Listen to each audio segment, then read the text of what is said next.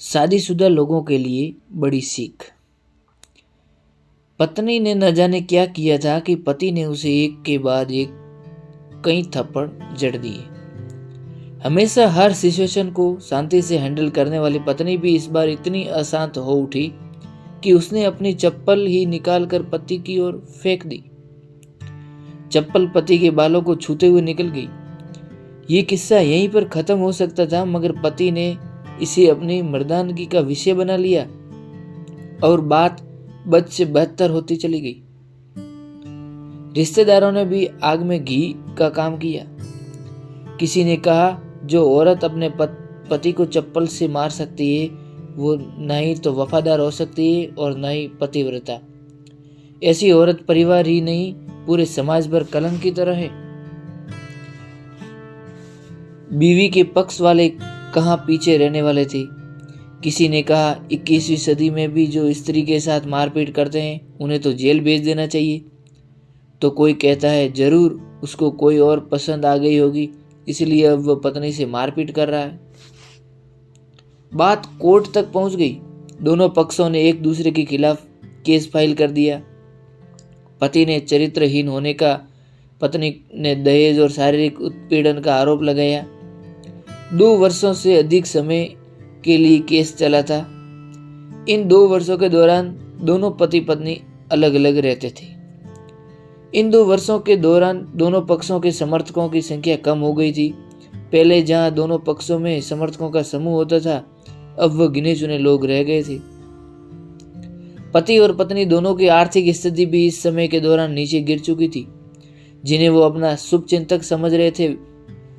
पैसों की बात आते ही उन्होंने भी अपना पलड़ा झाड़ लिया था। अगर कोई देने को राजी भी नहीं हुआ तो मोटे ब्याज की शर्त पर। आखिरकार वही हुआ जो सब चाहते थे, डाइवोर्स। हर कोई खुश था, दोनों पक्षों के रिश्तेदार, उनके माता पिता, दोनों के वकील।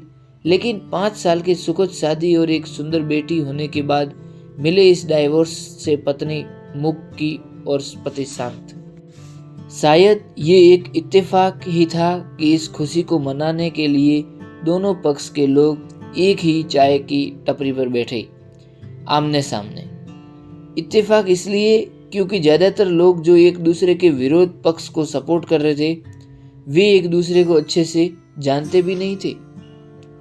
पति पत्नी भी इन सभी से दूर एक दूसरे के सामने मेज पर बैठे। पत्नी ने पति से कहा, अब तो खुश होंगे ना, तुम्हारे मन की जो हुई है मुबारक हो। तुम भी तो आज जीत गई हो, मुझसे तलाक तो तुम्हें भी मिल गया है। कॉन्ग्रेचुलेशन टू यू, पति ने कहा। तलाक तो तुम जीत का प्रतीक समझते हो, पत्नी ने पूछा। पति चुप रहा।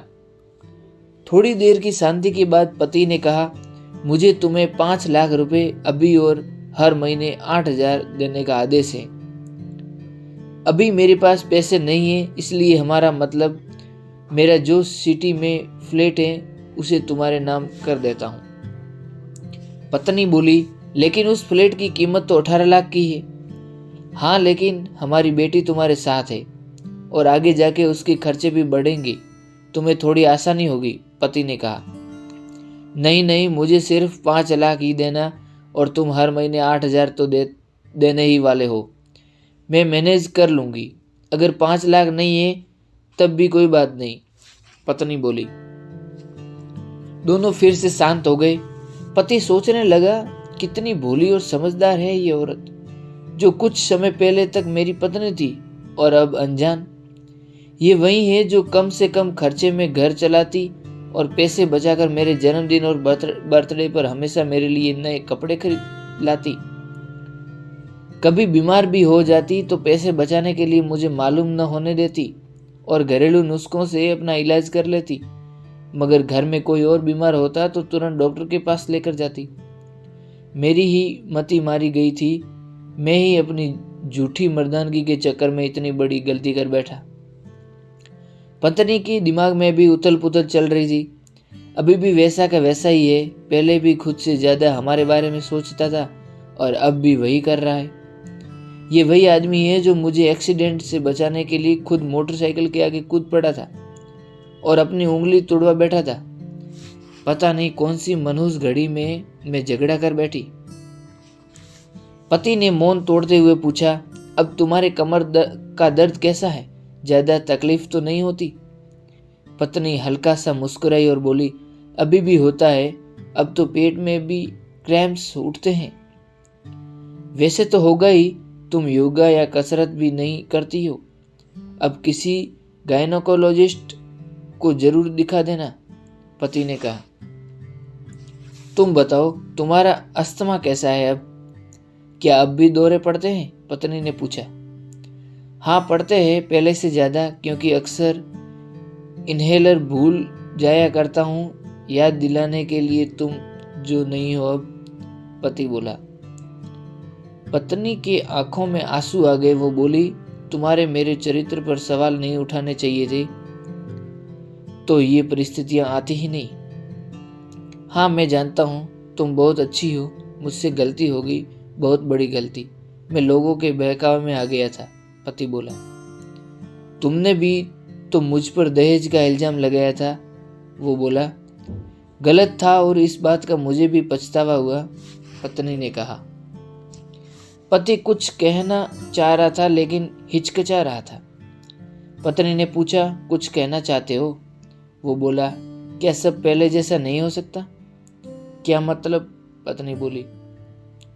मतलब कि हम फिर से पहले की तरह पति पत्नी बनकर सच्चे दोस्त बनकर नहीं रह सकते, पति बोला। पर ये डाइवोर्स के पेपर दिखाते हुए पत्नी ने कहा। फाड़ देते हैं, पति ने अपने पास रखे डाइवोर्स के पेपर फाड़ते हुए कहा। पत्नी ने भी अपने पास रखे पेपर फाड़ दिए। सभी हैरान थे, वकील, रिश्तेदार और माँ बाप। पति पत्नी दोनों एक दूसरे के हाथ में हाथ पकड़े अपने घर की तरफ चल गए। दोस्तों, ये कहानी उन हर पति पत्नी के लिए बड़ी सीख है जो छोटी छोटी बातों पर लड़ते हैं और इन झगड़ों को बड़ा बना के अलग होने का डिसीजन लेते हैं। प्यार और झगड़ा तो एक सिक्के के दो पहलुओं की तरह होते हैं। दोनों को स्वीकार करना होगा, तभी ये पवित्र रिश्ता उसकी मंजिल तक पहुंच पाएगा।